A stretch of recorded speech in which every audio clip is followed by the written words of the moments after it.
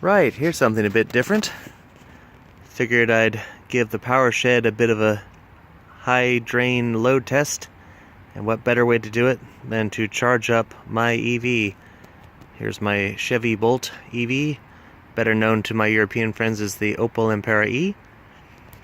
Got the brand new-ish charging adapter here, since we don't have 240 volts in the house for the low current circuits. I'm slamming it here on 120 volts, but I must say it comes with a pretty good charging adapter. See, the cord is long enough to go to the end of the car and back again, and still have a little bit of extra room.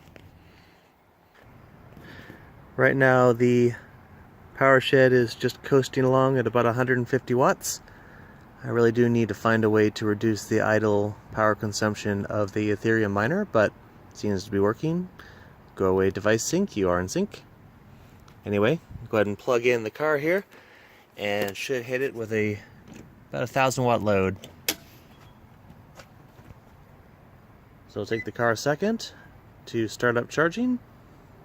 I'm doing the ground fault test, and there we go. So the car is currently limiting itself to 8 amps at 120 volts, so about 1,000 watts. The packs are starting to drop a bit, but none of them are bottoming out just yet. Definitely do need to rebuild Module 2 by the looks of things. It's continued to lag behind the others, even when it's charging up. That being said, see in the upper right corner, so happy that the shunt is reporting values correctly now. It's happily putting out over 1,000 watts. And so far the voltages look pretty good. I'll have to check back in a bit, but so far so good.